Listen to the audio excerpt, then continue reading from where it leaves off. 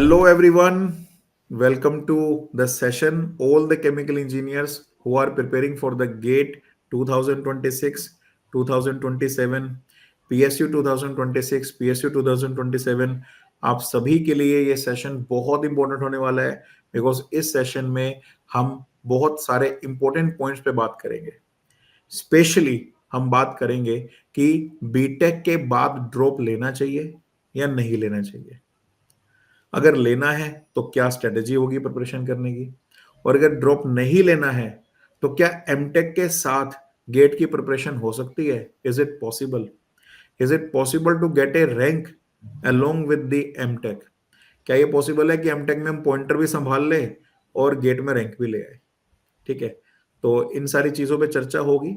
और ऐसे स्टूडेंट्स जिनका 2025 में अच्छा नहीं रहा है रिजल्ट, 4 डिजिट है, ट्रिपल डिजिट है, या क्वालिफाई नहीं हुआ है, तो वो आगे अगले साल के गेट को कैसे स्ट्रेटेजाइज करे, कहाँ पर काम करे, कैसे अपने वीक पोर्शन को स्ट्रोंग करे, जिससे कि नेक्स्ट ईयर वो अपना रैंक इंप्रूव कर सके।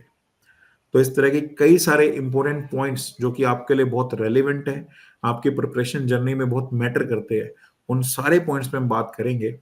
और बात करने के लिए हमारे पास परफेक्ट कैंडिडेट है, एक ऐसे कैंडिडेट जिन्होंने अपने इस जर्नी में एमटेक का भी एक्सपीरियंस लिया है, जिन्होंने अपने इस जर्नी में triple digit rank, double digit rank और अब most probably single digit rank का भी एक्सपीरियंस लिया है। So she knows how to become better and better, she knows how to improve the rank, she knows how to prepare for the gate exam along with doing the masters. So उनसे जानेंगे, सारी चीजें सीखेंगे। And she is the one of the top ranker in GATE 2025 exam. So welcome Surabhi to the session. Thank you, sir. So guys, Surabhi से बहुत सारी आज बातें करने वाले हैं और आपके जितने भी क्वेश्चंस है, जो भी डाउट्स हैं, हम उन सब के ऊपर चर्चा करेंगे ताकि आपको आपके क्वेश्चंस का, आपकी बातों का एक डिटेल्ड सॉल्यूशन मिल जाए, है ना, ताकि आज के सेशन के बाद आपको ये ना लगे कि यार इट्स नॉट पॉसिबल। मैं चाहता हूं कि आज के सेशन के बाद आप सब यही बोलो, it's possible, I can, and that is the main M of the session. तो ये सेशन आपके लिए एक वैल्यू एडिशन करने वाला है। सो आने वाला 30 मिनट से 40 minutes will be very very important for you. तो एक एक पॉइंट ध्यान से सुनना। तो सुरभि, एक बार आप अपना इंट्रोडक्शन दे दो। आपका नाम क्या है, आप कहाँ से बिलोंग करते हो, और आपने कहाँ से बीटेक की थी, और लास्ट ईयर आपका क्या गेट में रैंक था, और इस साल आपके कितने मार्क्स है इन द गेट एग्जाम?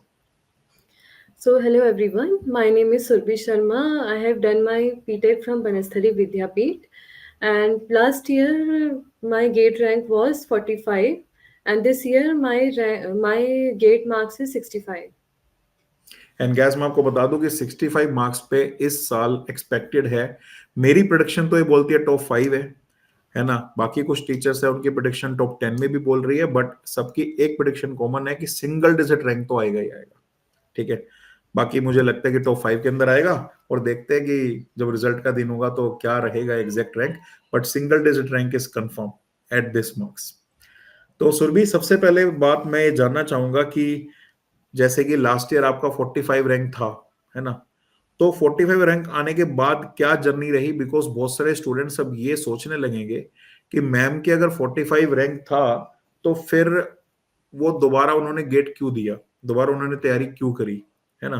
तो बच्चों को आप ये बता दीजिए एक बार, 45 रैंक पे लास्ट ईयर कौन कौन से पीएसयू थे जिन्होंने गेट से रिक्रूट किया, आप किस किस में एलिजिबल थे, और कौन कौन से पीएसयू में आपने इंटरव्यू दिया था?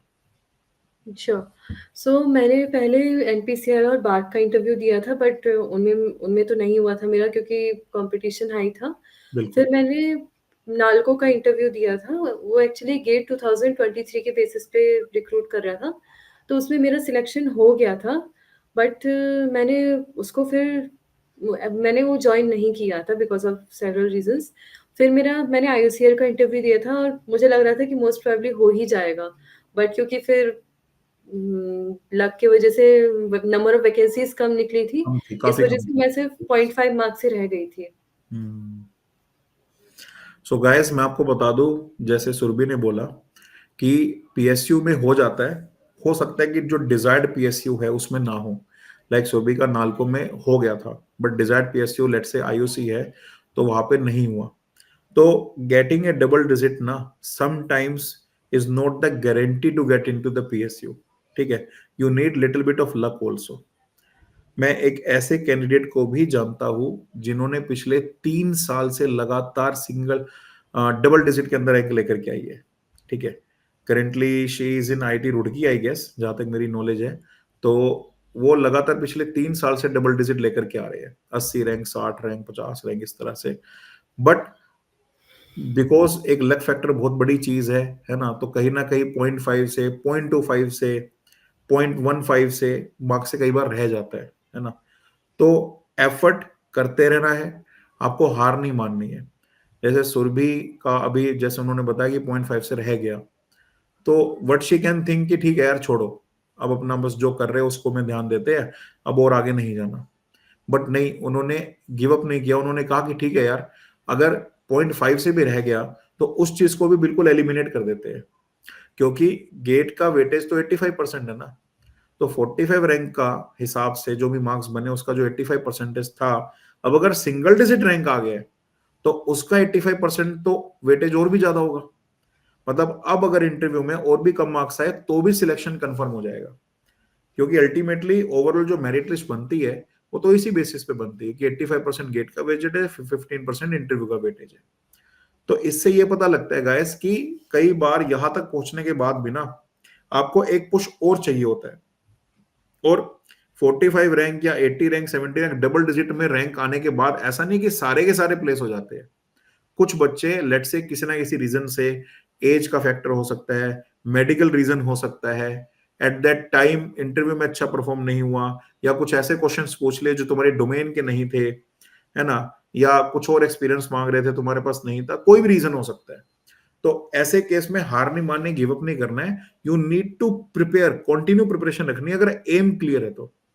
अगर एम क्लियर है कि जाना है मुझे, लेट से आईयूसी में जाना है, किसी पीएसयू में जाना है, एम क्लियर है तो आपको प्रिपरेशन करते रहना पड़ेगा, एंड फिर डेफिनेटली आपको सक्सेस मिलेगी ही मिलेगी, ठीक है।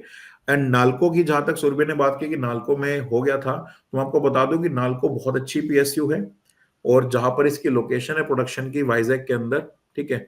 तो वो एक बहुत अच्छी जगह है और काफी नेचर के पास है, पोल्यूशन फ्री है। बट उसका सिर्फ एक ही ड्रॉबैक है कि आप बस वही के होके रह जाते हो, आप बाहर कहीं नहीं जा सकते हो, बिकॉज सिटी से बिल्कुल डिस्कनेक्टेड है। तो whatever is there in the township, that is there in the township, apart outside there is nothing, ठीक है। तो वहां पे ज्वाइन करने का मतलब है कि पूरी लाइफ फिर वहीं पे रहना है आपको, ठीक है। सो that's a very big decision, एक बहुत बड़ा डिसीजन है जो कि हर बच्चा नहीं ले पाता है। तो कई बच्चे नाल को ज्वाइन करते भी है और कई बच्चे इस वजह से ज्वाइन नहीं भी करते हैं, है ना। तो दैट्स वाई, तो ऐसा नहीं है कि सिलेक्शन होता ही नहीं है, सिलेक्शन होता है, बट फिर हमें अपनी चॉइसेस भी देखनी होती है कि हमें जो लोकेशन चाहिए वो मिल रही है क्या, हमें जैसा वर्क एनवायरनमेंट चाहिए वो मिल रहा है क्या, है ना। अब कई बच्चों का फर्टिलाइजर में हो जाता है, वो नहीं जाते फर्टिलाइजर में, work environment in comparison to other companies उतना बेटर नहीं है ना। या कईयों का स्टील फैक्ट्रीज में हो जाता है, कोल इंडिया में हो जाता है, वो नहीं ज्वाइन करते कई बार, बिकॉज वर्क एनवायरनमेंट उतना फ्रेंडली नहीं है जितना कि शायद एक पेट्रोलियम अपस्ट्रीम या डाउनस्ट्रीम कंपनी में है, ठीक है। तो सुरभि, एक बहुत इंपॉर्टेंट क्वेश्चन जो शायद बच्चे जानना चाहेंगे कि यार एमटेक के साथ प्रिपरेशन करें कैसे, है ना। और ये मुझे ना दो आंसर्स देना है इसके। दो आंसर्स में क्या होगा कि पहला आंसर, जब आप फर्स्ट ईयर में थे तब आपने कैसे प्रिपरेशन की, बिकॉज फर्स्ट ईयर में हमारे पास कोर्स वर्क बहुत होता है, 5-5 6-6 सब्जेक्ट्स होते हैं, सब एडवांस लेवल के सब्जेक्ट होते हैं, कुछ समझ में नहीं आ रहा होता है, कभी माइनर आ रहे हैं, कभी क्लास टेस्ट आ रहे हैं, कभी असाइनमेंट है, कभी मेजर है।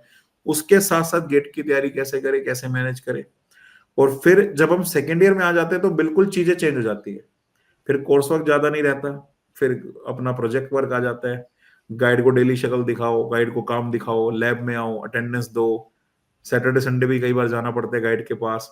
तो एक अलग लेवल का प्रेशर बन जाता है उस टाइम पे, ठीक है। तो उस केस में कैसे अपना टाइम मैनेज करके गेट की तैयारी को करें, तो आपको दोनों ईयर्स का एक्सपीरियंस है, तो आप दोनों ईयर्स के आंसर जैसे आपने कैसे मैनेज किया उस हिसाब से बता सकते हो।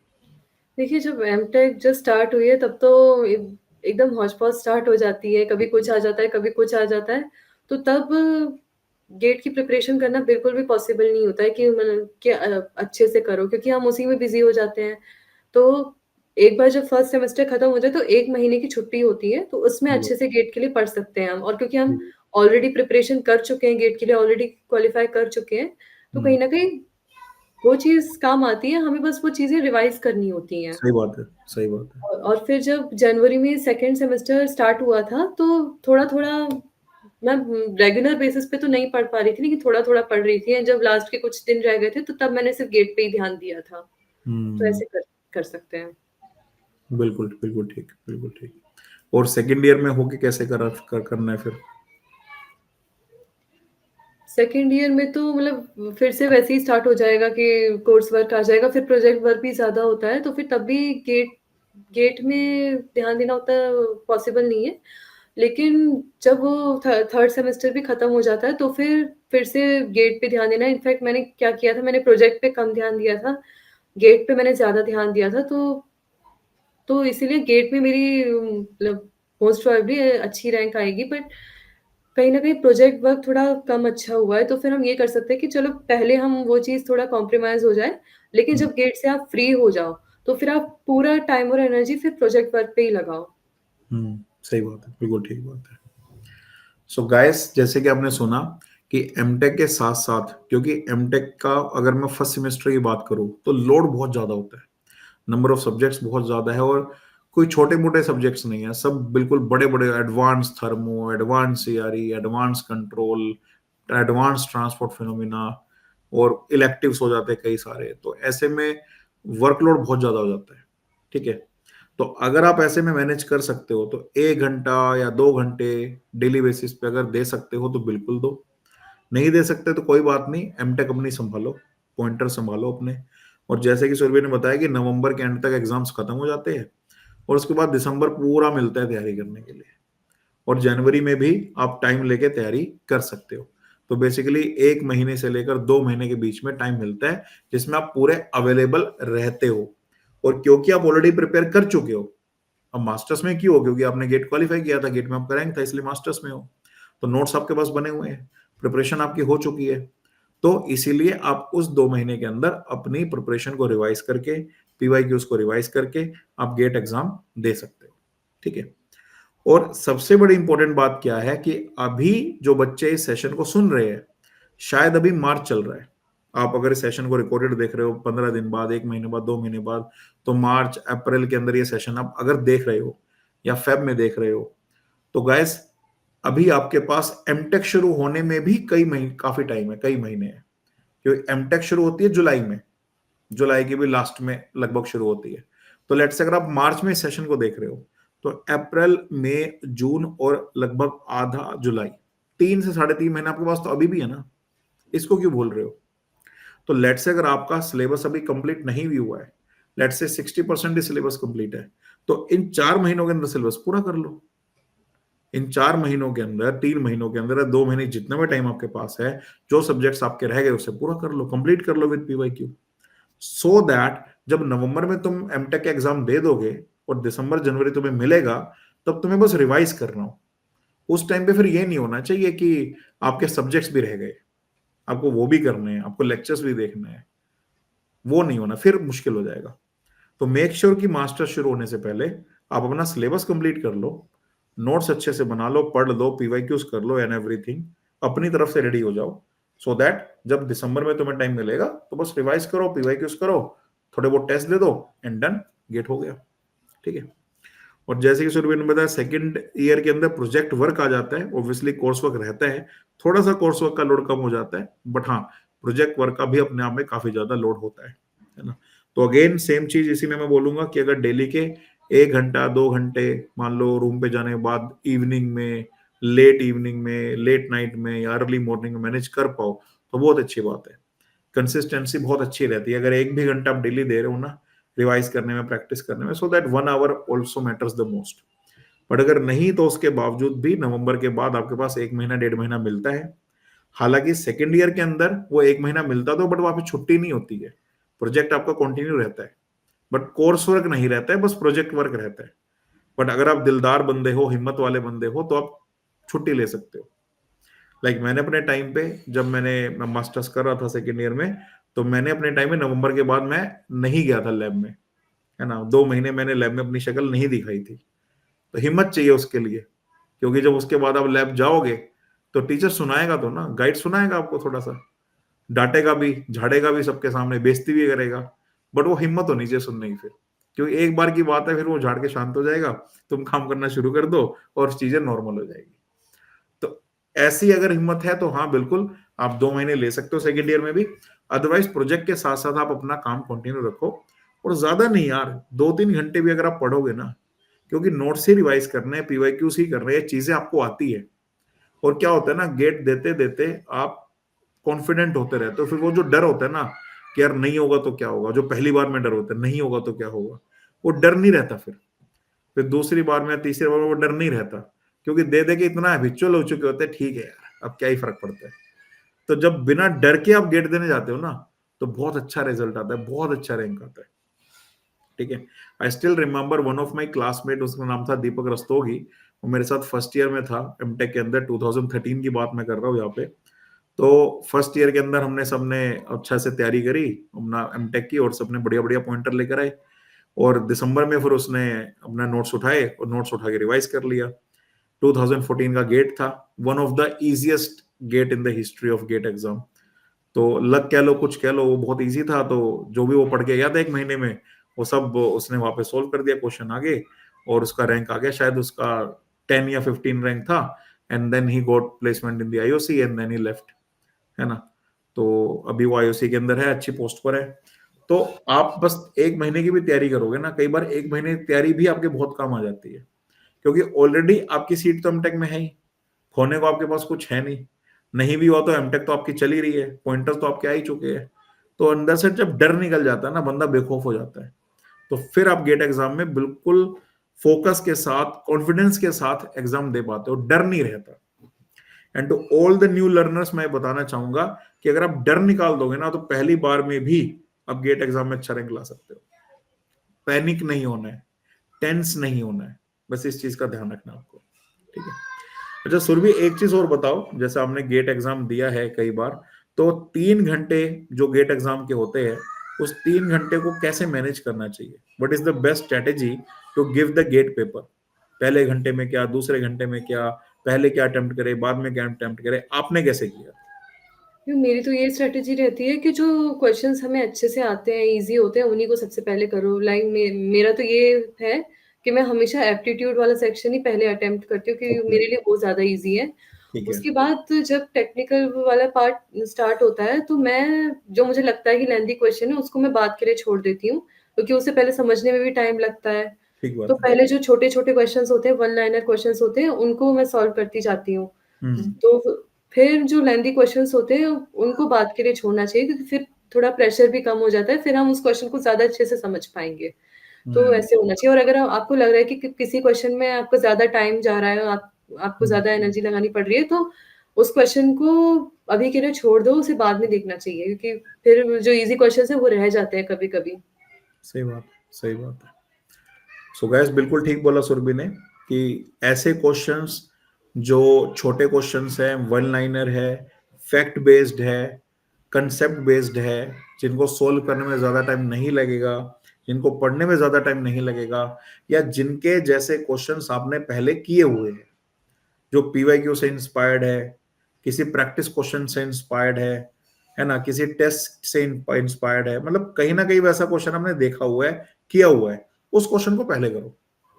कोई नया क्वेश्चन है, यूनिक क्वेश्चन है, बहुत लेंदी क्वेश्चन है, ग्राफिकल क्वेश्चन है, डाटा बहुत सारा है, या जिसको पढ़ के ऐसा लगे कि सोल्व तो हो जाएगा बट सोल्व करने में टाइम लगेगा, बहुत कुछ कैलकुलेट करना है, तो फिर उसे छोड़ दो, मार्क फॉर रिव्यू करके छोड़ दो, और बाद में करो।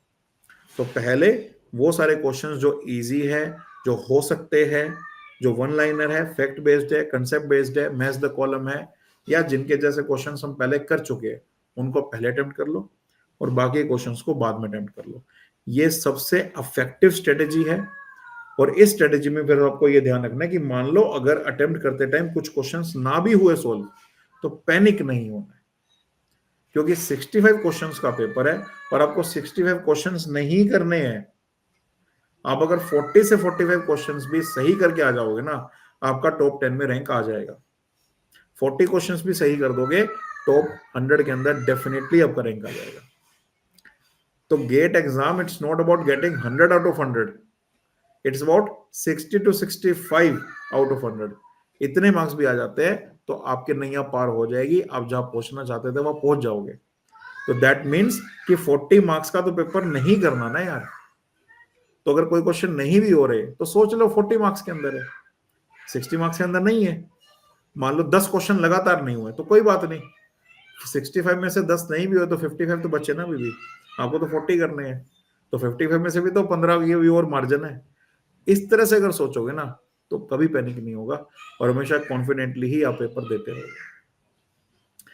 अच्छा सुरभि, एक चीज और हम जानना चाहेंगे कि अभी अगर मैं एमटेक की बात करूं, है ना, आजकल आईआईटीज की अगर बात करें मास्टर्स के लिए, जैसे बीटेक की अगर बात करें, हम अगर कहीं से भी बीटेक करते हैं एक नॉर्मल कॉलेज से, टीयर 3 कॉलेज से, गवर्नमेंट कॉलेज से, तो केमिकल इंजीनियरिंग की प्लेसमेंट्स बहुत अच्छी नहीं है। अगर कहीं होती भी है तो 10,000 में कोई जॉब कर रहा है, कोई 15,000 में जॉब कर रहा है, कोई 20,000 में जॉब कर रहा है। मतलब 2.5-3 लाख 4 लाख से ऊपर का पैकेज नहीं ही लगता है। बहुत ही कम कॉलेजेस है, मान लो कहीं पे रिलायंस आ गई, वेदांता आ गई, है ना, या कोई और अच्छी कंपनी आ गई जिसने मान लो 6 से 7 लाख का पैकेज दे दिया। अदरवाइज बीटेक के थ्रू 2.5-3 लाख 4 लाख का ही पैकेज मैक्सिमम लग पाता है। ठीक है, लेकिन एमटेक की अगर बात करें, है ना, क्योंकि एक तो आईआईटी का टैग है, दूसरा कोर प्लस नॉन कोर दोनों प्लेसमेंट्स होती है ना। तो अगर आईआईटीज की बात करें तो आपको क्या लगता है जो टॉप आईआईटीज है, एटलीस्ट जो टॉप की 3-4 आईआईटीज है, वहां पर इस समय क्या सेंस चल रहा है प्लेसमेंट का, कि क्या एमटेक में अगर हम जाते तो प्लेसमेंट एक्सपेक्ट कर सकते हैं क्या? हाँ, क्योंकि इस साल तो काफ़ी कंपनीज़ आई हैं और अच्छे पैकेज के साथ भी आई हैं। तो हम हमारे पास ना एक ऑप्शन हो हमारे पास ऑप्शन होता है कि हम किस में अप्लाई करना चाहते हैं। तो अगर किसी की प्रेफ़रेंस है कि उन्हें हाई पैकेज ही चाहिए, तो फिर वो हाई पैकेज के लिए ही ट्राई करेगा, हाई पैकेज के लिए ही अप्लाई करेगा। तो लेकिन अगर कोई ये चाह रहा है कि ठीक है, अब कि हम छोटे से भी स्टार्ट करने को तैयार है, तो वो लो पैकेज के लिए भी ट्राई कर सकता है। तो हम्म। कंपनीज़ तो इस बार बहुत आई हैं। हम्म। हालाँकि नॉन कोर की भी आई हैं, तो नॉन कोर के लिए भी अगर आपको ट्राई करना है, तो उसके लिए आपके पास रेलेवेंट स्किल्स होना चाहिए और हो सके तो उसी से रिलेटेड प्रोजेक्ट भी करो एमटेक में। हम्म। ठीक बात है, ठीक बात है। ये बहुत अच्छी बात बोली आपने कि जिस लाइन के अंदर आप अपना करियर बनाना चाहते हो ना, उस लाइन में आप प्रोजेक्ट करो। प्रोजेक्ट ही है जो आपके करियर को शेप देगा। जिस लाइन में आप अपना करियर चाहते हो वैसा सिमिलर प्रोजेक्ट आप उठा लो। मान लो आप आगे फ्यूल सेल में जाना चाहते हो, बैटरीज में के लाइन में जाना चाहते हो, सिमिलर प्रोजेक्ट उठाओ, है ना। आप प्रोसेस इंजीनियर की लाइन में जाना चाहते हो, सिमिलर प्रोजेक्ट उठाओ, है ना। या फिर बायोमास के सेक्टर में लाइक ग्रीन हाइड्रोजन या बायोपॉलीमर्स के सेक्टर में जाना चाहते हो तो वैसा प्रोजेक्ट उठाओ। R&D में जाना चाहते हो तो वैसा प्रोजेक्ट उठाओ। तो प्रोजेक्ट जैसा रहेगा वो काफी इम्पैक्ट करता है कि आगे आपका जो प्लेसमेंट है वो किस कंपनी में होने वाला है। और मान लो आप कोई आर्टिफिशियल इंटेलिजेंस की कंपनी में जा रहे हो, डाटा साइंस की कंपनी में जा रहे हो, कोई कंसल्टेंसी फर्म के अंदर जा रहे हो, तो फिर आपको उसके रिलेटेड प्रोजेक्ट उठाना चाहिए। तो प्रोजेक्ट बड़ा इंपॉर्टेंट है। प्रोजेक्ट आप क्या चूज करते हो उस पर हैविली डिपेंड करता है कि आपकी प्लेसमेंट्स कैसी होगी। और ना सिर्फ प्लेसमेंट, बल्कि आगे अगर आप पीएचडी के लिए भी जाते हो ना, तो वहां भी आपका प्रोजेक्ट ही देखा जाता है कि आपका प्रोजेक्ट कितना इंपैक्टफुल है। और प्रोजेक्ट जब कर रहे हैं तो खुद से करें और ईमानदारी से करें। क्यों? क्योंकि बाद में जब आपसे पूछा जाएगा क्वेश्चंस तो आप आंसर नहीं कर पाओगे अगर आपने खुद से नहीं किया होगा तो, है ना। तो खुद से करो और ईमानदारी से करो, जितना हो सकता है उतना अच्छे से करो, ताकि जब टाइम आए तो उस प्रोजेक्ट को तुम अच्छे से डिफेंड कर पाओ और उस प्रोजेक्ट से रिलेटेड सारे क्वेश्चंस के आंसर कर पाओ। ठीक है। अच्छा सुरभि, एक और चीज मुझे बताओ, जैसे कंपनीज आती है तो वो जनरली उनका पैटर्न क्या रहता है सिलेक्शन का? क्या वो पॉइंटर्स देख के डायरेक्टली सिलेक्ट कर लेती है, या वो इंटरव्यू लेती है, या वो रिटर्न भी लेती है, या फिर कई स्टेज के इंटरव्यू उनके होते हैं? मतलब डिपेंड करता है कंपनी में। कुछ कंपनीज़ ने तो पहले अपने खुद एग्ज़ाम्स भी लिए थे, हम्म। फिर एग्ज़ाम्स के बेसिस पे शॉर्टलिस्ट किया इंटरव्यू के लिए। तो अच्छा। ये कुछ कुछ ने डायरेक्टली इंटरव्यू लिया है और कुछ हम्म। कंपनीज़ ने ग्रुप डिस्कशन लिया है, फिर उन उसमें से शॉर्टलिस्ट करके फिर अ, इंटरव्यू लिया है। लेकिन पहले वो सबसे पहले सीवी देखते हैं जो हमने ओसीएस के पोर्टल में अपलोड किया है। तो पहले सीवी देख के वो सबसे पहले शॉर्टलिस्ट करते हैं आगे की प्रोसेस के लिए, फिर आगे वो चीज़ें होती हैं जैसे ग्रुप डिस्कशन या फिर एग्ज़ाम, ये सब चीज़ें। तो बहुत ऐसे होता है, तो पॉइंटर्स भी कहीं न कहीं इम्पोर्टेंट है। सो दैट मीन्स इसका मतलब जब हम एमटेक के अंदर जा रहे हैं, एक तो हमें अपने पॉइंटर्स पे ध्यान देना है ना, pointer should be good, at least 8+ तो होनी चाहिए, है ना। दूसरी बात फिर हमें ध्यान देना है कि जो जो कंपनीज आई, बिकॉज जब फर्स्ट ईयर में है तब तो प्लेसमेंट होनी नहीं है, जब सेकेंड ईयर में जाएंगे प्लेसमेंट तो तब होगी। बट हमारे सीनियर्स तो अभी थर्ड सेमेस्टर में आ चुके हैं, तो उनकी प्लेसमेंट स्टार्ट हो जाएगी कुछ महीनों बाद।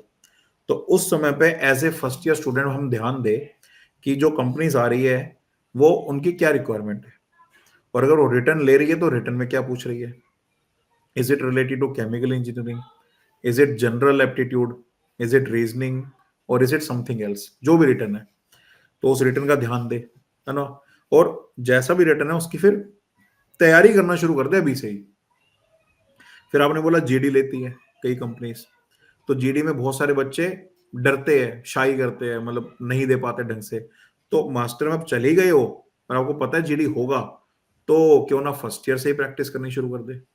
शाम को हॉस्टल में बैठ के 3-4 के ग्रुप बना ले, और 3-4 के ग्रुप में जो भी मुद्दे चल रहे हैं रिसेंट, उन पे बात करना शुरू कर दे, है ना। बहुत सारे मुद्दे हैं, डेली बेसिस पे मुद्दा उठाओ, पढ़ो और उस पर जीडी करो एक दूसरे से, उससे आपकी जीडी स्किल्स इंप्रूव होगी, है ना। और फिर इंटरव्यू की बात आपने करी, तो इंटरव्यू देख लो कि इस साल जो कंपनीज आई है उन्होंने इंटरव्यू में क्या क्या पूछा है। क्या सिर्फ प्रोजेक्ट का पूछ रहे हैं, या अपने बारे में पूछ रहे हैं, अपनी प्रोसेस के बारे में पूछ रहे हैं, या केमिकल इंजीनियरिंग के बेसिक्स के बारे में पूछ रहे हैं, या तुम्हारे सिर्फ प्रोजेक्ट के बारे में पूछ रहे हैं। तो जो भी चीजें हैं उसको अभी से ही, मतलब जब बच्चा फर्स्ट ईयर में जाता है मास्टर्स के अंदर, अभी से ही एक्टिवली चीजों पर ध्यान देगा, अपने सीनियर्स के साथ कॉन्टेक्ट में रहेगा, देखेगा कि कौन सी कंपनी आ रही है, उनका क्या पैटर्न है, क्या करिकुलम है, उसके प्रॉपर नोट्स बनाएगा, और फिर अपने आप को खुद को इंप्रूव करेगा, तो नेक्स्ट ईयर तक तो वो रेडी हो जाएगा ना। फिर तो कोई भी कंपनी आए, कोई भी रिटर्न ले, जीडी ले, इंटरव्यू ले, द पर्सन इज रेडी। और जो रेडी होता है ना, प्लेसमेंट उसी की होती है। You have to be ready, because it's competition out there. वो तुमसे बेटर है तो वो तुमसे बेटर है, वो तुमसे बेटर है, हर कोई एक दूसरे से बेटर है, और जो सबसे बेटर है जीत उसी की होती है। और जनरली ह्यूमन टेंडेंसी रहती है कि जब तक सर पे नहीं आती तब तक हम काम ही नहीं करते। तो जब थर्ड सेमेस्टर में आ जाएंगे, कंपनीज आनी शुरू होगी, तब हम रजिस्टर करवाएंगे खुद को, तब जागेंगे, तब कुछ पढ़ना शुरू करेंगे, तब कुछ करना शुरू करेंगे। That is the wrong approach. ऐसा नहीं करना है।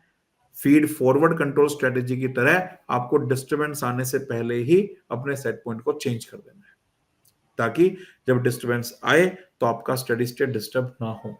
तो फर्स्ट ईयर में जाते ही आपका जो क्लॉक है वो प्लेसमेंट की तरफ चले जाना चाहिए, और देखो कौन कौन सी कंपनी आ रही है, उनके बारे में स्टडी करो, रिसर्च करो, नोट्स बनाओ, और खुद को उस हिसाब से प्रिपेयर करो। याद रखो, आप आईआईटी में मास्टर्स करने जा रहे हो। मास्टर्स मतलब सिर्फ नाम से नहीं, आपके पर्सनैलिटी में, आपके एटीट्यूड में भी वो मास्टर्स दिखना चाहिए, लगना चाहिए that you are MTech from IIT. तो डेफिनेटली आपकी जो प्लेसमेंट है हो जाएगी। और हमारी जो टॉप आईआईटीज है उन सब में इस समय बहुत अच्छी प्लेसमेंट चल रही है, ठीक है। सबकी प्लेसमेंट्स हो रही है, अच्छे खासे पैकेज पे भी प्लेसमेंट्स हो रही है, अपॉर्चुनिटी मिल रही है, आपको बस क्रैक करना है। क्रैक तो करना पड़ेगा। कंपनी आ सकती है, आईआईटी वाले कंपनी बुला सकते हैं, बट इंटरव्यू तो आप ही को क्रैक करना पड़ेगा। तो बस उसके लिए रेडी हो जाओ, और definitely there are many very very good placement opportunities. तो जितने भी स्टूडेंट्स गेट 2025 में जिनका ठीक ठाक रैंक है, इतना नहीं है कि पीएसयू में जा पाए, बट इतना है कि आईआईटी मिल जाएगी, तो उन सारे स्टूडेंट्स के लिए एक ऑप्शन ये है कि ड्रॉप करने की बजाय वो मास्टर्स ज्वाइन कर सकते हैं, और मास्टर्स में ज्वाइन करके जैसे मैंने स्ट्रेटेजी बताई उस स्ट्रेटेजी को फॉलो करके वो मास्टर्स में अपनी जॉब ले सकते हैं। या फिर इससे पहले जैसे हमने गेट की तैयारी की बात करी कि गेट की तैयारी कैसे करनी है, तो वैसा करके गेट की तैयारी कर सकते हैं, ठीक है।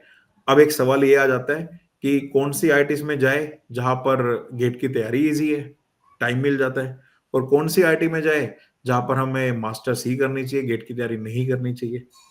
तो वो सारी चीजें फिर जब आपका रिजल्ट आएगा तो मैं इंडिविजुअली सेशन लेके आपको बता दूंगा, ठीक है, और अलग अलग आईआईटी के ऊपर अलग अलग सेशन लूंगा, वहां पे आपको काफी कुछ पता लगेगा। बट गेट के बाद मास्टर्स एक बहुत अच्छा ऑप्शन है, और आप अपना करियर मास्टर्स के बाद भी चूज कर सकते हो। लेकिन अगर आपका ड्रीम पीएसयू में जाना है तो डेफिनेटली अपने ड्रीम को मत छोड़ो। बहुत सारे बच्चे मास्टर्स में जाने के बाद पीएसयू में जाते हैं, है ना। लाइक सुरभि है, उनकी अभी मास्टर्स इस साल कंप्लीट हो जाने वाली है, और इस साल वो पीएसयू में चले जाएंगे, है ना। तो बहुत सारे बच्चे जो एमटेक करने के बाद पीएसयू में जाते हैं, ठीक है। तो there are many examples over that. Okay, तो इससे एक बेनिफिट ये भी होता है मास्टर्स करने के बाद पीएसयू में जाने का, कि कल को अगर आप पीएसयू में जाते हो, और पीएसयू में जाने के बाद अगर पीएसयू के अंदर आरएनडी की ओपनिंग निकलती है, तो इंटरनल स्लाइडिंग के थ्रू आप आरएनडी में ही जा सकते हो, बिकॉज मास्टर्स आपके पास है। और आरएनडी की लाइफ एक बहुत अच्छी लाइफ मानी जाती है इन एनी पीएसयू, ठीक है। वो फैसिलिटी, वो अपॉर्चुनिटी बीटेक वालों को नहीं मिलती है, वो सिर्फ मास्टर्स वालों को मिलती है। तो ये अपॉर्चुनिटी है। और दूसरी बेनिफिट ये भी होता है कि कई पीएसयूज एक्सपीरियंस के बेसिस पे आरएनडी की पोस्ट निकालते हैं। लाइक रिसेंटली भी एचपीसीएल ने एक्सपीरियंस के बेसिस पे आरएनडी की पोस्ट निकाली हुई थी। तो जो पीएसयूज में है, जिनको एक्सपीरियंस है और एमटेक उनके पास है, तो वही एलिजिबल है। तो एमटेक होने के कई सारे आपको बेनिफिट्स मिलते हैं। तो लेट्स से अगर आप एमटेक ज्वाइन कर लेते हो और एमटेक पूरा करके अगर आप पीएसयू में जाते हो, तो एमटेक आपकी बेकार नहीं जाएगी, एमटेक आपके बहुत काम आ सकती है। कल को आपको लेट्स से पीएसयू छोड़ने का मन है तो छोड़ सकते हो, क्योंकि एमटेक करने के बाद आपको जॉब भी मिल जाएगी, टीचिंग करियर भी जा सकते हो, रिसर्च करियर भी अपना बना सकते हो। कई सारे ऑप्शन है। बीटेक के बाद ये सारे ऑप्शंस आपको जनरली नहीं मिलते हैं, ठीक है। एक बहुत इंपॉर्टेंट क्वेश्चन सुरभि जो बच्चों के माइंड में आता है, कि क्या पीवाईक्यूज करने से हो जाएगा। मतलब बच्चे क्या करते हैं कि एक बार पीवाईक्यू कर लिया, उसके बाद पीवाईक्यू नहीं देखते, वो नए क्वेश्चंस की तरफ वो भागते रहते हैं। आपको क्या लगता है कि गेट की जर्नी में गेट क्लियर करने के लिए पीवाईक्यूज का क्या इंपॉर्टेंस है। देखिए, पीवाईक्यूज तो इम्पोर्टेंट है ही, लेकिन जो गेट है वो अपना पैटर्न बदलता रहता है हर वक्त, तो नई चीजें भी इम्पोर्टेंट है। पीवाईक्यूज ये है कि एक तरह से एक बेस तैयार कर देगा आपका, बिल्कुल लेकिन नए अलग तरीके के क्वेश्चंस भी हमें एक्सप्लोर करने चाहिए, सही उससे बात थोड़ा और इंटेलेक्ट बढ़ेगा, तो वो भी इम्पोर्टेंट है। है। और नए तरीके के क्वेश्चन के लिए क्या करें, टेस्ट सीरीज दे या कुछ और। टेस्ट सीरीज देना चाहिए, और जो न्यूमेरिकल सेशंस होते हैं अनअकैडमी पे होते हैं, तो हम उसको भी फॉलो कर सकते हैं, तो उससे भी अलग तरीके के क्वेश्चंस हमें देखने को मिलते हैं। Definitely definitely. तो गाइस पीवाईक्यूज डेफिनेटली इंपॉर्टेंट है, बिकॉज हर साल की तरह इस साल भी पीवाईक्यू से रिलेटेड कई सारे क्वेश्चंस आए हैं, बट नए क्वेश्चंस भी आते हैं, है ना। तो नए क्वेश्चंस की भी आपको प्रैक्टिस करनी है। बट ऑब्वियसली पीवाईक्यूज को जब आप 2 से 3 बार 4 बार कर लेते हो, तो फिर आप नए क्वेश्चंस पे जाकर नए क्वेश्चंस की प्रैक्टिस कर सकते हो, ठीक है। हाँ, ऐसा मत करना कि आपने बस पीवाईक्यू एक बार किए और डायरेक्टली नए क्वेश्चंस पे चले गए, फिर नए क्वेश्चन सोल्व नहीं होंगे, तुम डिमोटिवेट हो जाओगे, फिर कहोगे सर क्या करें। तो पहले ऑब्वियसली रिवाइज अच्छे से करना है, पीवाईक्यूज करना है। 2 से 3 बार करने के बाद फिर आप नए क्वेश्चंस की तरफ जा सकते हो, टेस्ट सीरीज की तरफ जा सकते हो। टेस्ट सीरीज जरूर दो, बिकॉज टेस्ट सीरीज में आपको बहुत सारे नए क्वेश्चंस मिलते हैं, अलग अलग पैटर्न पे, अलग अलग टाइप्स पे, अलग अलग टॉपिक्स पे, ठीक है। और दूसरा, जैसे कि सुरभि ने बताया कि प्रैक्टिस सेशंस होते रहते हैं, है ना। अनअकैडमी का गेट केमिकल यूट्यूब चैनल है, जहाँ पे मैं हूँ और बाकी फैकल्टीज है, तो हम सारे अलग अलग सब्जेक्ट्स के प्रैक्टिस सेशंस लेते रहते हैं। लाइक आज मॉर्निंग में मैंने प्लांट डिजाइन इकोनॉमिक्स का एक प्रैक्टिस सेशन लिया था। इसमें काफी यूनिक क्वेश्चंस जो कभी गेट में नहीं आए हैं आज तक, वो मैंने डिस्कस किए। तो ऐसे प्रैक्टिस सेशंस भी आप अटेंड करते रहोगे ना, तो काफी अच्छी आपकी प्रैक्टिस हो जाएगी। तो practice sessions are important, test series is important, and obviously PYQs are the most important, ठीक है। तो ये चीज आपको ध्यान रखनी है, ठीक है।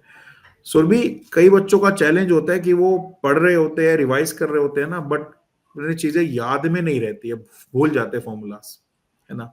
फॉर्मूला भूल गए, कॉन्सेप्ट भूल गए, क्वेश्चन लगाने लगे, कॉन्सेप्ट याद नहीं आया, है ना। तो आपको क्या लगता है, जब आप शुरू शुरू में तैयारी करते थे तो ये चैलेंज आपको भी आते थे क्या, और अगर हाँ तो इसको कैसे टैकल किया आपने। हाँ, आते थे कि मतलब जैसे अगर हम दोबारा उस सब्जेक्ट पे आते थे तो कुछ याद ही नहीं आता था, तो हाँ, इसका यही सॉल्यूशन है कि रेगुलरली रिवीजन करते रहना है। ऐसा नहीं करना है कि आप हम्म, कोई नया सब्जेक्ट स्टार्ट करो और फिर पुराने वाले को भूल जाओ। पुराना वाला भी हमें रिवाइज करते रहना है, और रिवाइज करने के लिए भी हम ये कर सकते हैं कि अ, हम उसके न्यूमेरिकल सॉल्व करें, क्योंकि न्यूमेरिकल सॉल्व करके ना रिवीजन मेरे अकॉर्डिंग ज़्यादा अच्छे से होता है। सही क्योंकि बात है। अगर नोट से पढ़ेंगे तो उसमें टाइम बहुत चला जाता है, हम्म। तो ऐसे भी कर सकते हैं। तो बिल्कुल पुराने ठीक है। सब्जेक्ट्स भी देखते रहना चाहिए। तो नया करते रहो और पुराना देखते रहो। अगर सिर्फ नया करते रहोगे तो पुराना भूलते रहोगे। मास किया, कंप्लीट हो गया, हीट शुरू कर दिया। अब हीट ही कर रहे हैं, मास भूल गए। हीट कंप्लीट कर लिया, सीआरई शुरू कर दिया, अब सिर्फ सीआरई कर रहे हैं, तो मास और हीट दोनों भूल गए। ऐसा होता है।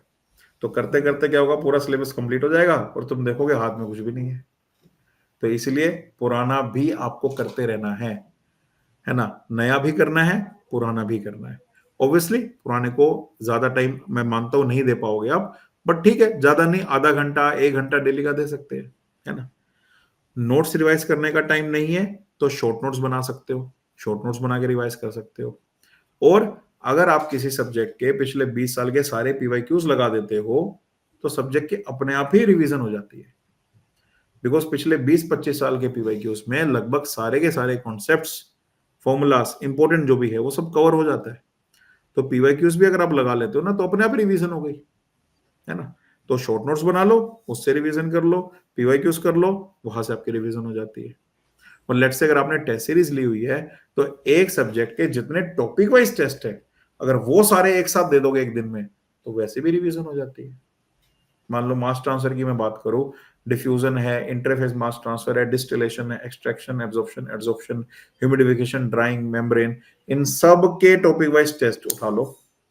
मान लो 25-25 क्वेश्चन हर एक में है, 8 चैप्टर है हमारे पास, 200 क्वेश्चन हो गए। 200 क्वेश्चन कर दो सॉल्व एक दिन में, हो गया तुम्हारा रिवीजन। या 1-1 घंटा डेली देते रहो, 30-30, 40-40 क्वेश्चन अटेम्प्ट करते रहो, हमारा रिवीजन हो गया। So that is also a good way to revise, जैसे सौरभी ने बताया कि क्वेश्चंस करके भी रिवीजन की जा सकती है।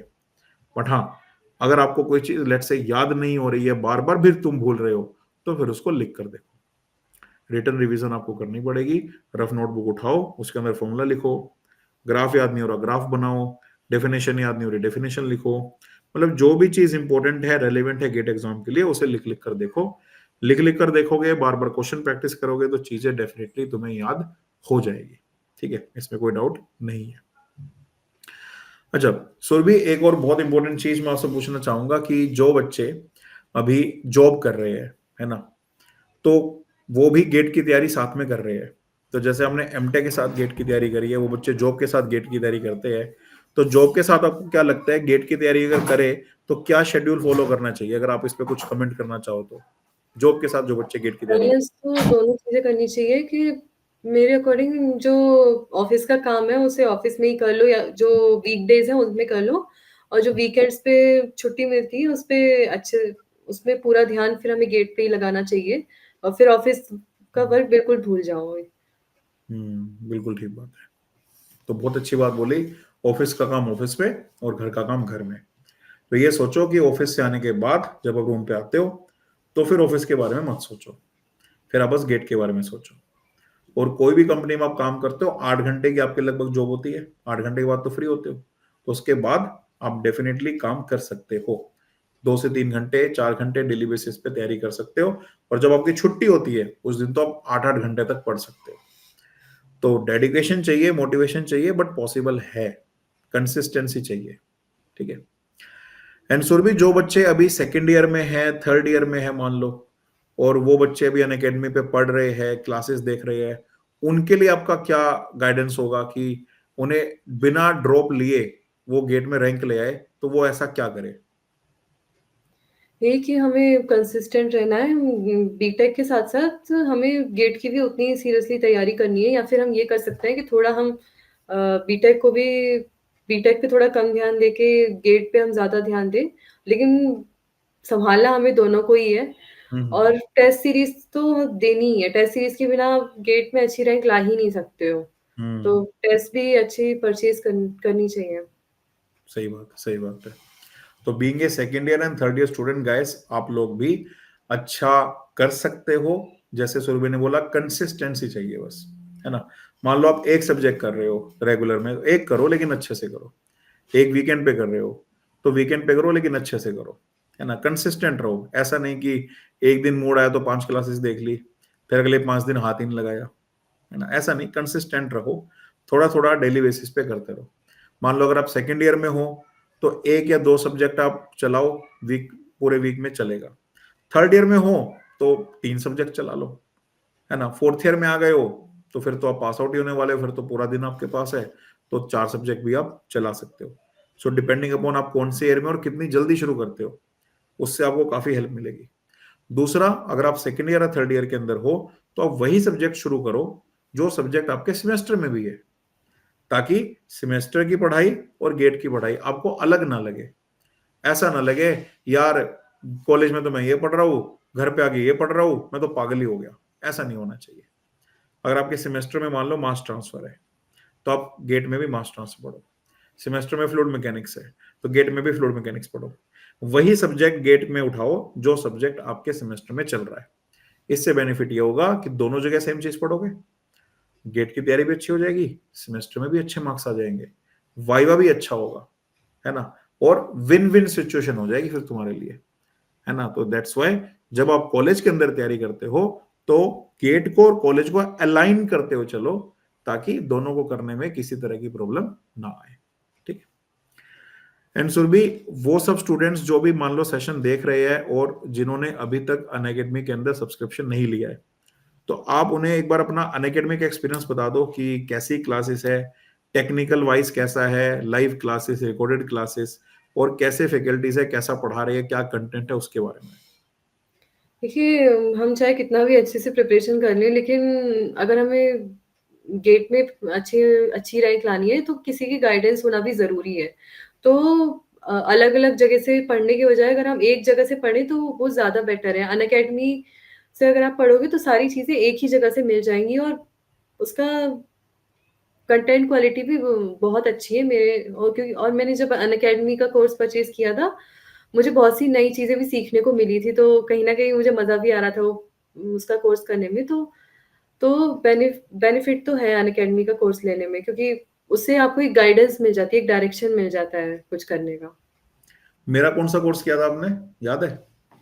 हीट ट्रांसफर किया था, मास ट्रांसफर किया था, आईपीसी किया था और प्लांट डिज़ाइन इकोनॉमिक्स। कैसा रहा फिर एक्सपीरियंस उसका?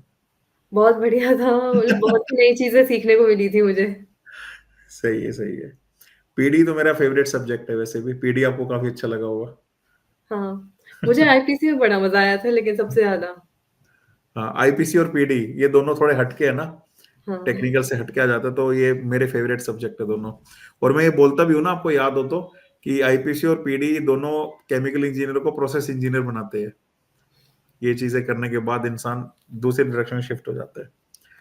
तो गैस, ऑब्वियसली जैसे सुरभि ने बताया कि यहाँ पर हम जो पढ़ा रहे हैं ना, हम पार्ट टाइम नहीं पढ़ा रहे हैं, हम फुल टाइम पढ़ा रहे हैं, है ना। We are full time passionate faculties who dedicated their life to chemical engineering, ठीक है। तो हम यहाँ पर हर साल खुद को अपडेट भी करते रहते हैं, एवरी ईयर वी अपडेट। तो जो कंटेंट जैसे सुरभि ने बताया खुद ढूंढोगे ना, मिलेगा ही नहीं। मैं तो कह रहा हूँ कि मेरा कंटेंट में बहुत सारी चीजें ऐसी है जो आपको मिलेगी ही नहीं कहीं पे, बिकॉज बहुत सारी चीजें रिसर्च करके मैंने यहाँ पे डेवलप करी है। तो जब आप पढ़ोगे ना, आपको चीजें समझ में आएगी कि मैं ऐसा क्यों बोल रहा हूँ। तो वो कंटेंट बनाने में, ढूंढने में आपको काफी टाइम लगेगा, लेकिन लेट से अगर आप एडमिशन लेकर तैयारी करते हो ना, तो वो कंटेंट आपको समझाया जा रहा है, आपको समझने में एफर्ट नहीं लग रहा, लिखवा दिया जा रहा है, आपके नोट्स बन रहे हैं। आपको फिर अपना जो टाइम देना है ना, वो रिवीजन में देना है। रिवीजन करनी है, प्रैक्टिस करनी है, रिवीजन करनी है, प्रैक्टिस करनी है।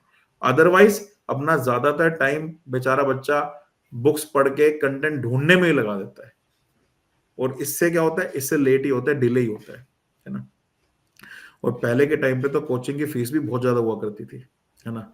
मुझे याद है 2013, 14, 15 की बात करें तो 60-70 हजार फीस हुआ करती थी। कोरोना से पहले भी अगर ऑफलाइन इंस्टीट्यूट की बात करें तो 1-1 लाख रुपए फीस हुआ करती थी। अनअकैडमी में जब स्टार्ट हुआ था तो 30-40 थाउजेंड फीस हुआ करती थी। आई थिंक सुरभि तुमने भी जब पढ़ा होगा तो 30-40 थाउजेंड फी पे करी होगी तुमने, हाँ, है ना। हाँ। लेकिन अब तो फी बहुत ज्यादा कम हो गई है। अब तो 12 मंथ, एक ईयर की फी ना सिर्फ 10,000 रुपीज है। ओनली 10,000, मतलब 10,000 रुपये पे करके आप 1 साल के लिए पूरा सब्सक्रिप्शन एंजॉय कर सकते हो, जिसमें live classes, recorded classes, everything will be there. और 2 ईयर की सब्सक्रिप्शन फी, 2 साल, अगर कोई बच्चा सेकेंड ईयर में है, 2 साल का सब्सक्रिप्शन लेना चाहता है, तो सिर्फ 17,000 रुपीज की फी है। 17,000 के अंदर पूरे 2 साल का सब्सक्रिप्शन मिल रहा है ना। तो चीजें इन्फ्लेट होनी चाहिए थी, बट यहाँ पे डिफ्लेट हो गई है। डेप्रिसिएशन चल रहा है यहाँ पे, फीस के अंदर एप्रिसिएशन नहीं हो रहा है। तो आप लोगों के लिए बहुत अच्छा है गाइस, है ना। मतलब जो फी का बैरियर था ना कि हर बच्चा 40-50,000 नहीं दे सकता है, वो फी का बैरियर भी अब टूट गया है। बिकॉज 10,000 पे, मुझे ऐसा लगता है पर्सनली आज की डेट में, अगर कोई बच्चा बीटेक कर रहा है किसी कॉलेज से, तो 10,000 पे मैनेज किए जा सकते हैं। और एक साथ नहीं भी है तो उसके लिए भी अनअकैडमी लोन की फैसिलिटी दे रही है, जिसमें आपको 1,000 रुपए से भी कम पेमेंट हर महीने करनी है एज एन EMI, जिसके अंदर आपको सब्सक्रिप्शन मिल जाएगा। तो डेफिनेटली आप शुरू जरूर करो। और आप शुरू करोगे तो मैं ये गारंटी आपको जरूर देता हूं कि लेक्चर्स देखकर आपको नॉलेज तो मिलेगी, बट मजा भी आएगा। कई सारे बच्चे तो लेक्चर्स बिंज वॉच कर लेते हैं, बिल्कुल वो देखते रहते फीलिंग आती रहती है उन्हें, है ना। तो मजा आएगा आपको, इंटरेस्टिंग लेक्चर्स है। ओके, इट्स नॉट कि भाई आए, फॉर्मूला लिखवाया, 3 क्वेश्चन करवाया और भेज दिया, ऐसा नहीं है। पूरा आपको कंसेप्ट की डेप्थ में लेके जाते हैं। गेट एग्जाम की कोचिंग इट्स नॉट अबाउट कि कोई टिप्स एंड ट्रिप्स आपको बता दी और हो गया, ऐसा नहीं है। इट्स फंडामेंटल बेसिक कोचिंग है बिल्कुल। मतलब नाम की कोचिंग है, पढ़ाते वही है जो कॉलेज के अंदर पढ़ाते हैं, बट थोड़ा अच्छे से और बेसिक तरीके से और ज्यादा फंडामेंटल तरीके से पढ़ाते हैं, ताकि चीजें आपको बहुत अच्छे तरीके से समझ में आए। ठीक है। तो डेफिनेटली आप अपने करियर में आगे जाने के लिए बिल्कुल स्टार्ट कर सकते हो, है ना। और जैसे सुरभि एंड ऑल बहुत सारे स्टूडेंट्स ने अपनी जर्नी के अंदर हेल्प ली है अनअकैडमी से, कोर्सेज के थ्रू, टीचर्स की गाइडेंस के थ्रू, तो आप भी उससे हेल्प लेके अपना करियर आगे बना सकते हो। और जैसे सुरभि ने बोला कि कंसिस्टेंट रहना है, अब ले तो लिया, उसके बाद कंसिस्टेंट रहना है। तो कंसिस्टेंसी आपको रखनी है, प्रैक्टिस करते रहना है, PYQs करते रहना है। टेस्ट सीरीज, जैसे सुरभि ने बताया, टेस्ट सीरीज बहुत जरूरी है, बिकॉज गेट का पैटर्न बदल रहा है। तो टेस्ट सीरीज आपको ईमानदारी से देनी है, टाइम पे शुरू कर देनी है। पहले टेस्ट सीरीज हुआ करती थी सिर्फ फुल लेंथ, फिर जमाना चेंज हुआ, फिर होने लगी subject wise plus full length. अब जमाना और चेंज हो गया है, अब है topic wise plus subject wise plus full length, क्योंकि पैटर्न चेंज हो रहा है गेट का। तो इसलिए टेस्ट सीरीज आपको टाइम पे शुरू करनी है, इस बात का भी आपको ध्यान में रखना है। ठीक है। तो आई होप गाइस आपके सारे क्वेश्चंस के हमने यहाँ पे आंसर्स कर दिए होंगे, है ना। और इस साल मैं यही बोलूंगा सुरभि, मेरी तरफ से, अनअकैडमी टीम की तरफ से ऑल द बेस्ट है, ब्लेसिंग्स है, बेस्ट विशेस है कि इस साल जो भी आपका ड्रीम PSU है उसमें आपका सिलेक्शन हो जाए। IOC है, अच्छी खासी वैकेंसी इस बार निकलने वाली है, तो उसके अंदर डेफिनेटली आपका सिलेक्शन इस बार होगा ही होगा, है ना। आप बस अपनी तरफ से पूरी कोशिश करते रहना, है ना। जैसे कि हम PSU के लिए गाइड करते हैं इंटरव्यू के लिए, उसकी तैयारी आप करते रहना, चाहे वो GD हो, GT हो, हीट एक्सचेंजर्स हो, डिस्टिलेशन कॉलम हो, केमिकल टेक्नोलॉजी में पेट्रोलियम रिफाइनिंग हो। तो ये सारे टॉपिक्स आप अपनी तरफ से करके रखना, एंड डेफिनेटली इस रैंक पर 110% सिलेक्शन होगा ही होगा। तो आपकी जो मेहनत है, इस मेहनत का रिजल्ट ऊपर वाले ने आपको दिया है। और अगर ये रिजल्ट दिया है ना, तो कहीं ना कहीं इसके पीछे की मंशा यही है कि वो PSU देना चाहता है। और अच्छी बात है कि लास्ट ईयर नहीं हुआ, लास्ट ईयर हो जाता तो शायद एमटेक छोड़नी पड़ जाती, बट अब एमटेक के साथ आप जाओगे। और मैं बता रहा हूँ, एमटेक के साथ PSU में जाना एक बहुत एडिड एडवांटेज है, बिकॉज ये एमटेक PSU में जाने के बाद बहुत काम आती है। आपको एक अलग रिस्पेक्ट की नजर से देखा जाता है जब आप एमटेक करके PSU में जाते हो तो। So that's a very very big blessing. ठीक है। So all the best from our side कि आपका अच्छे से सिलेक्शन हो जाए इस बार, है ना। और फिर जब सिलेक्शन होगा तो एक बड़ी पार्टी करेंगे दिल्ली के अंदर। बिल्कुल। ठीक है। सो कोई लास्ट मैसेज सुरभि आप बच्चों को देना चाहो जो अभी इस साल 2026 के लिए तैयारी करेंगे? देखो, बीच-बीच में डीमोटिवेट हमें बिल्कुल नहीं होना है। अगर आपने मेहनत की है, तो अपनी उस मेहनत पे बिल्कुल विश्वास रखो। अगर आपने ईमानदारी से मेहनत की है, तो भगवान आपको आपकी की मेहनत का फल ज़रूर देंगे। तो सही अपनी बात, मेहनत पे विश्वास रखो, उसके बाद भगवान पे विश्वास रखो। बिल्कुल ठीक बात है। सो गाइस, आपके जो एफर्ट है, एफर्ट का रिजल्ट मिलेगा। हो सकता है कई बार देर से मिले, मतलब हमने एफर्ट गेट के लिए किया था, बट गेट में अच्छा ना जाए, बट कोई PSU का एग्जाम निकल जाए, तो एफर्ट बेकार नहीं जाता, नॉलेज बेकार नहीं जाती, काम जरूर आती है। बस उसको कंटिन्यू रखना है आपको, ठीक है। और जैसे सुरभि ने बोला कि गिव अप नहीं करना है, तो गिव अप नहीं करना है, एफर्ट डालते रहना है। एफर्ट डालते रहोगे, हार्ड वर्क करते रहोगे तो बात बनेगी। और खुद को इंप्रूव करते रहना। सुरभि ने जैसे इंप्रूव किया कि ट्रिपल डिजिट रैंक थी बट उसने हार नहीं मानी, उसको इंप्रूव किया, डबल डिजिट लेकर के आए। और वहां से भी जब बात नहीं बनी तो और इंप्रूव किया, सिंगल डिजिट लेकर के। तो इंप्रूव करो, अपने जो भी वीक एरियाज है उसे मार्क करो कि ये मेरे वीक एरियाज है, और उन वीक एरियाज पे काम करो। ऐसा नहीं चलेगा ना कि आप बोलोगे सीआरई 1 आती है बट सीआरई 2 नहीं आता। ऐसा नहीं चलेगा ना कि मेरे को मान लो मास ट्रांसफर में ना एक्सट्रैक्शन नहीं आता जी, बाकी सब कुछ आता है। ऐसा नहीं चलेगा। अगर एक आप सब्जेक्ट पढ़ के जा रहे हो तो फिर एक एक चैप्टर, एक एक टॉपिक उसका आना चाहिए।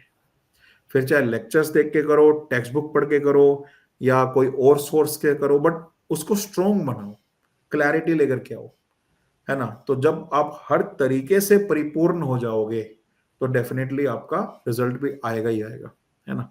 सो you need to change your efforts in order to change your results. तो एफर्ट्स बदलने पड़ेंगे तो डेफिनेटली रिजल्ट्स में भी बदलाव आएगा ही आएगा।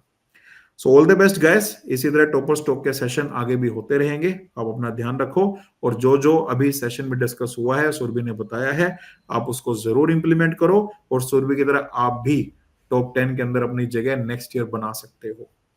सो all the best from our side and let's crack it.